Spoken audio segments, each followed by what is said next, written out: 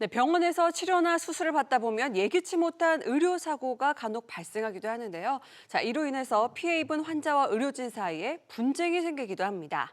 자, 어렵고 막막한 의료 분쟁 어떻게 해결하면 좋을지 박은수 원장과 함께 자세한 이야기 나눠보겠습니다. 안녕하세요. 네, 안녕하십니까. 예, 어서 반갑습니다. 오십시오. 의료 분쟁이란 말만 들어도 굉장히 당황스럽고 만약 나에게 그런 일이 일어난다면 어떻게 해야 할지 막막한 분들 많으실 것 같은데요. 자, 의료 분쟁이 발생하게 된다면 어떻게 대응을 해야 할까요?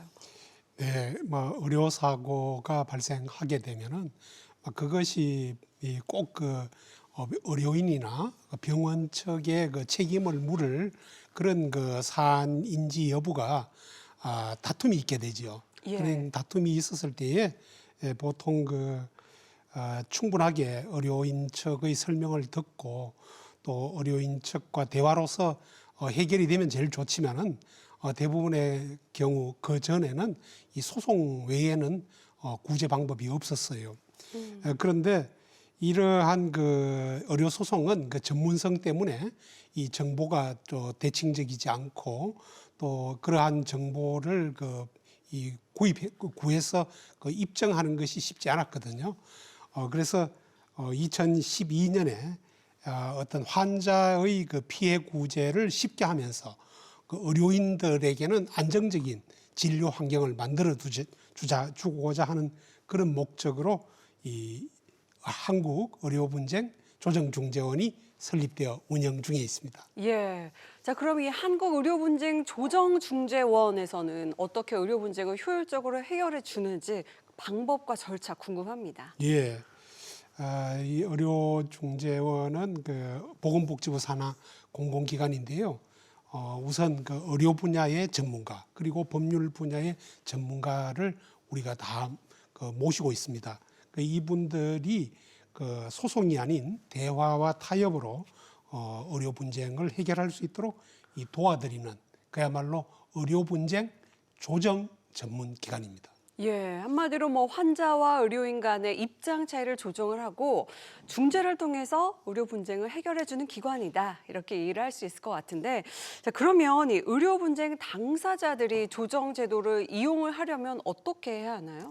예, 우선 저희 한국의료분쟁 조정중재원은 서울역 건너편 쪽에 위치하고 있습니다. 예. 직접 방문하셔서 환자분께서 신청을 접수시킬 수도 있고요. 이 온라인이나 우편, 팩스 여러 가지 편리하게 조정 신청을 할 수가 있습니다. 신청이 접수가 되면은 이 조정 절차를 개시할 것인가에 대해서 상대방의 동의 여부를 먼저 묻게 됩니다. 예. 그래서 절차 개시에 동의를 하게 되면 이 조정 절차가 개시가 되지요. 그러면 먼저 우리 의료중재원의 의료사고 감정단에 의료사고의 조사와 그리고 과실 여부를 조사를 하게 되지요.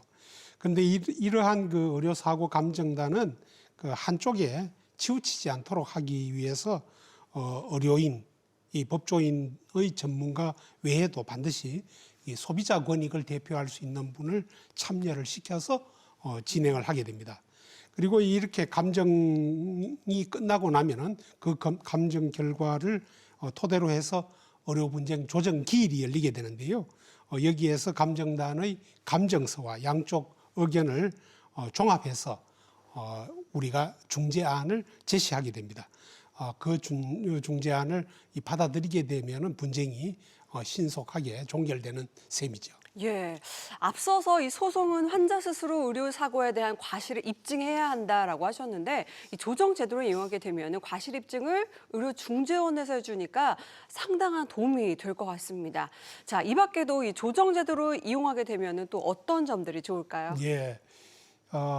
과거에는 소송 외에는 그 방법이 없었는데요. 예. 이 소송의 경우에는 최근 1심 종결 시까지만 하더라도 한 2년 가까이 걸리는 이 기일이 과도하게 시간이 과도하게 걸리는 그런 문제가 있었고요. 그리고 또 변호사를 선임해야 된다 등 또 감정 비용, 인지 비용 등 비용이 많이 드는 것에 반해서 우리 절차는 모든 절차가 신청서 접수에서부터 90일 안에 종결이 되도록 그렇게 법에서 정하고 있습니다. 이렇게 또 우리 중재원의 그 의료 감정단이 직접 이 진료 기록을 감정해서 이 공정하게 과실 여부와 인과관계를 밝혀주기 때문에 이 정확하고 공정한 그러한 이 감정을 통해서 환자가 이 부담해야 되는 비용을 많이 절감을 시켜주고 있습니다. 그리고 또 이렇게 서로 이 양보와 타협이라는 그런 절차를 거쳐서 종국적인 결론을 내기 때문에 감정 대립의 문제도 어느 정도 해결하는 장점이 있습니다. 예, 이 조정제도를 활용하면은 환자 측이 비교적 적은 비용으로 의료 분쟁을 신속하게 해결할 수 있다는 거 이게 가장 큰 장점으로 보이는데요. 자, 그렇다면은 이 조정제도 신청 시의 비용은 어느 정도 드는지 또 궁금하네요. 비용은 저희들이 이 조정 신청 금액 500만 원을 기준으로 했을 때에 수수료가 22,000원 정도니까 그야말로 소송 예. 비용하고 비교하면은 비교가 안 될 정도로 저렴하게 이용할 수 있는 절차입니다. 네네. 이 저렴한 비용으로 전문적인 의료 감정 및 조정을 통해서 비교적 빠르게 사건이 종결된다는 큰 장점이 있는 제도 같습니다.